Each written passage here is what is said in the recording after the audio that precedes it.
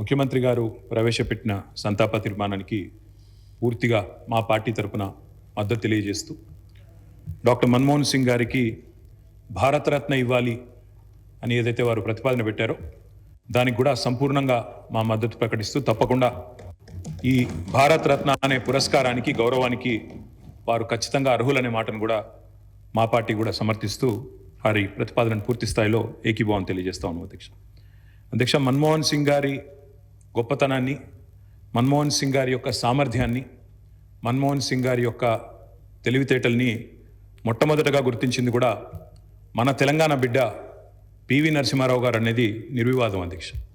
PV Narasimha Rao గారు ఆనాడు ప్రధానమంత్రిగా భారతదేశానికి ఎన్నికైన తర్వాత సాధారణంగా ఈరోజు వింటుంటాం అధ్యక్ష, లాటరల్ ఎంట్రీ అని, అంటే రాజకీయాలతో సంబంధం లేని వ్యక్తులను కూడా మనం రాజకీయాల్లో ముఖ్యంగా ప్రభుత్వాలలో ముఖ్యమైన పాత్రల్లో తీసుకురావడాన్ని లాటరల్ ఎంట్రీ అంటారు అధ్యక్ష.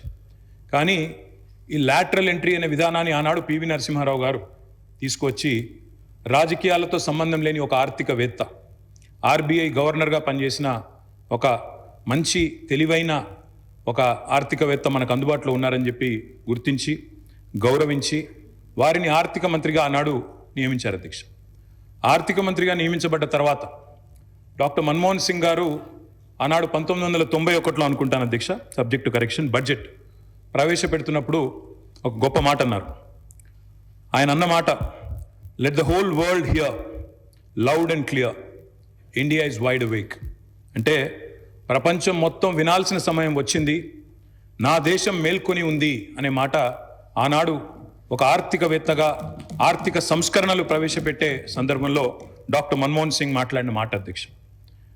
ఆ మాటలు, ఆయన సిద్ధాంతం, ఆనాటి పివి నరసింహారావు గారి నాయకత్వం ఇవాళ ఈ దేశంలో సమూలమైన సంస్కరణలు తెచ్చింది. ఈ దేశంలో ఎన్నో రకమైన విప్లవాత్మకమైన మార్పులు కూడా వచ్చినాయి అధ్యక్ష. కేవలం 15 రోజులు మాత్రమే ఫారెక్స్ నిలువలు ఉన్న ఆనాటి పరిస్థితి నుంచి మొత్తం ప్రపంచం అంతా ఆశ్చర్యపోయే స్థాయికి దేశాన్ని పరిగెత్తించిన ఆర్థిక సంస్కరణ శీలి డాక్టర్ మన్మోహన్ సింగ్. అనవసరపు డాంబికాలు, అనవసరపు ఆర్భాటాలు లేకుండా, హడావిడి లేకుండా సింపుల్ లివింగ్, హై థింకింగ్ అనే మాటకి పర్యాయ పదంగా డాక్టర్ మన్మోహన్ సింగ్ గారిని మనం చెప్పుకోవచ్చు అధ్యక్ష. Loyalty is a very rate. Loyalty అనేది, విశ్వాసం అనేది ఇవాళ రాజకీయాల్లో చాలా అరుదైన పదం అధ్యక్ష.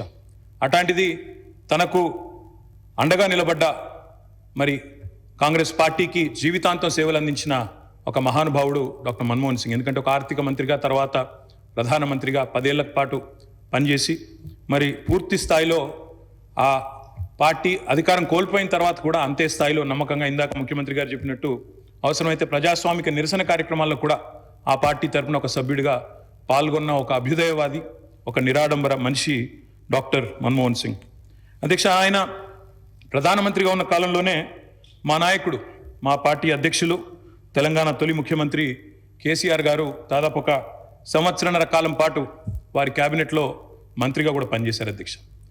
మంత్రిగా పనిచేసే క్రమంలో ఆనాడు 2004లో కాంగ్రెస్ పార్టీతో పొత్తు పెట్టుకొని మరి ఆనాడు ఎన్నికల్లో గెలిచిన తర్వాత క్యాబినెట్లో భాగస్వామ్య పక్షాలను కూడా ఆహ్వానించి కేసీఆర్ గారి క్యాబినెట్ మంత్రిగా తీసుకున్న తర్వాత వెంటనే ఒక చిన్న చిక్కు సమస్య వచ్చింది అధ్యక్ష.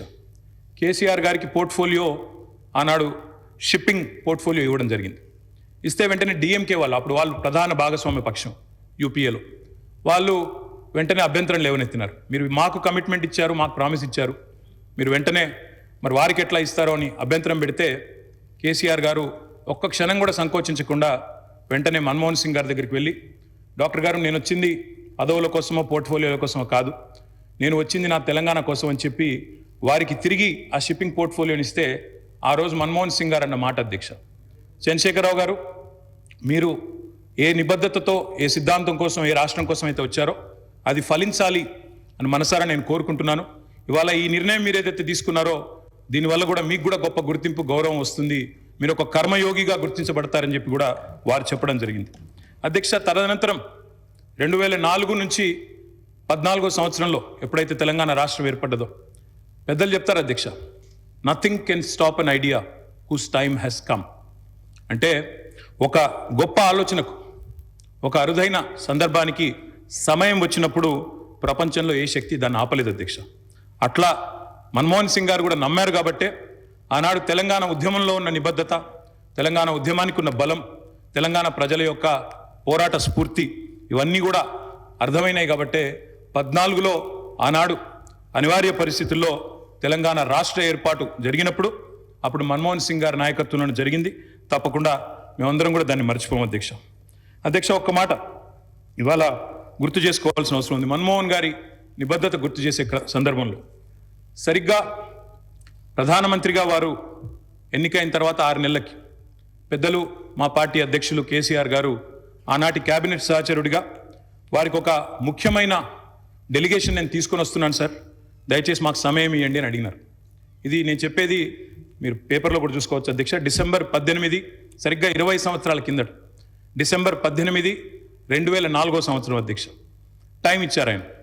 ఇస్తే సార్ మాకు 5 నిమిషాలు కాదు, నేను ఒక ముఖ్యమైన బృందాన్ని తీసుకొస్తున్నా, ఆర్ కృష్ణయ్య గారు, అదేవిధంగా వకులాభరణం కృష్ణమోహన్ రావు గారు, ఇట్లా కొంతమంది మా దగ్గర బలహీన వర్గాల కోసం పనిచేసే నాయకులు ఉన్నారు, వారందరినీ తీసుకొని వస్తున్నాను, దయచేసి ఒక అర్ధగంట 45 నిమిషాలు సమయం ఇవ్వండి అన్నారు.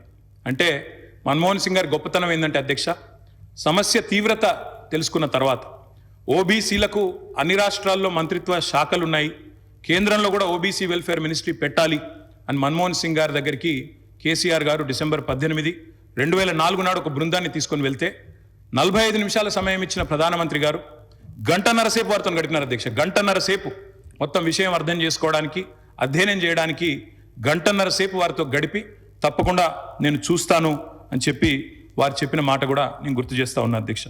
అధ్యక్ష, ఎన్నో అడ్డంకులు, ఎన్నో అభ్యంతరాలున్నా వాస్తవం మరి మన్మోహన్ సింగ్ గారు ప్రజాస్వామిక ఉద్యమాలకు అండగా నిలబడ్డారు. ఎన్నడూ కూడా ఆయన మరి ఎన్ని ఒత్తిళ్లకు లోనైనా కూడా సంస్కరణల బాట నుంచి వెనుకకు తగ్గలేదు. We can call him the silent architect of modern India. ఆయనకు పేర్లు పెట్టారు అధ్యక్ష. మన్మోహన్ కాదు, ఈయన మౌనమోహన్ సింగ్ అన్నారు. రకరకాలుగా మాట్లాడారు, కానీ ఆయన పాటికి ఆయన పనిచేసుకుంటూ పోయినాడు. ఏమేం సంస్కరణలు దేవాలో తీసుకుంటూ వచ్చినారు. వారు తెచ్చిన సంస్కరణలు కూడా చాలా విప్లవాత్మకమైన సంస్కరణలు. ఇప్పుడే డిప్యూటీ సీఎం గారు కూడా చెప్పారు. తప్పకుండా చాలా సంస్కరణలు కూడా వారు తెచ్చారు. ఎంతమంది ఎన్ని రకాలుగా ఆయనను అవమానించే ప్రయత్నం చేసినా నిజంగా చెప్పాలంటే ఆకాశం స్థాయి తగ్గదు అధ్యక్ష. అవమానం చేస్తే ఆకాశం స్థాయి తగ్గదు. ఎన్ని నిందలు వేసినా మహోన్నతులు తొనకరు బెనకరు. అటువంటి స్థితప్రజ్ఞతను మనం డాక్టర్ మన్మోహన్ సింగ్లో చూసాం. ఇవాళ మన్మోహన్ సింగ్ గారి గురించి మాట్లాడుకునేటప్పుడు తప్పకుండా మన తెలుగు బిడ్డ, మన తెలంగాణ బిడ్డ పివి గురించి కూడా మనం గుర్తు చేసుకోవాలి అధ్యక్ష. మేము మొన్న మా పార్టీ అధ్యక్షులు పెద్దలు కేసీఆర్ గారి ఆదేశం మేరకు పార్టీ వర్కింగ్ ప్రెసిడెంట్గా నేను, నాతో పాటు మా గౌరవ రాజ్యసభ సభ్యులు అందరం కూడా వారి ఇంటికి పోయాం, నివాళులు అర్పించాం. తెల్లారి అంత్యక్రియల్లో మేము కూడా పాల్గొన్నాం అధ్యక్ష. మొత్తం అంత్యక్రియలు ముగిసిన తర్వాతనే వారి కుటుంబాన్ని కలిసి పరామర్శించి మా తరపున కూడా సానుభూతిని చెప్పి వచ్చినాం అధ్యక్ష. కానీ అక్కడ పోయినప్పుడు ఒక మాట మాత్రం కొంత బాధ అనిపించింది అధ్యక్ష. మన్మోహన్ సింగ్ గారికి మొన్న జరిగిన వారికి గౌరవప్రదమైన వీడ్కోలు ఢిల్లీలో మన తెలంగాణ బిడ్డ పివి గారికి దక్కలేదు అనే బాధ మాత్రం కొంత అనిపించింది అధ్యక్ష. దయచేసి నేను ముఖ్యమంత్రి గారిని కోరుతా ఉన్నా, ఇది తెలంగాణ శాసనసభ. ఇప్పుడు మీరు అన్నారు తీర్మానం భారతరత్న అన్నారు, సంతోషం. అదే మాదిరిగా విగ్రహం పెడదామన్నారు. తప్పకుండా ప్రభుత్వం ఎక్కడ వారు నిర్ణయిస్తే అక్కడ మేమందరం కూడా వస్తాం అధ్యక్ష. తప్పకుండా అట్లాంటి కార్యక్రమాల్లో కలిసి పాల్గొంటాం. కానీ పివి నరసింహారావు గారికి కూడా ఢిల్లీలో ఒక మెమోరియల్ ఏర్పాటు చేయాలని చెప్పి శాసనసభ తీర్మానిస్తే మన తెలంగాణ బిడ్డ, మన తెలుగు బిడ్డ, మనవాడు పివి గారికి కూడా సముచితమైన గౌరవం కేంద్ర ప్రభుత్వం ఇవ్వాలి అనే ఒక ప్రతిపాదన కూడా మన శాసనసభ నుండి పోతే బాగుంటుంది. ఎందుకంటే ఢిల్లీలో అందరు ప్రధానమంత్రులకు మెమోరియల్ ఉంది అధ్యక్ష, కానీ ఒక్క పివి గారికి లేదు. అదొక రకంగా మనకు అవమానం, మనకు తీరని లోటు. కాబట్టి ఈ తీర్మానంతో పాటు దాన్ని కూడా జతపరిచి పంపించినట్టయితే తప్పకుండా వారిని కూడా, ఎందుకంటే మన్మోహన్ గారిని రాజకీయాల్లోకి తెచ్చిందే పివి గారు, అట్లాంటి పివి గారికి కూడా ఒక మెమోరియల్ ఏర్పాటు చేయాలని శాసనసభ ఏకగ్రీవ తీర్మానం చేస్తే మన గౌరవం కూడా పెరుగుతుంది, మన సభ గౌరవం కూడా పెరుగుతుంది అనే మాట కూడా తెలియజేస్తూ ముఖ్యమంత్రి గారు పెట్టిన సంతాప తీర్మానానికి సంపూర్ణమైన మద్దతును, ఆ కుటుంబానికి మా ప్రగాఢమైన సానుభూతిని కూడా తెలియజేస్తాం.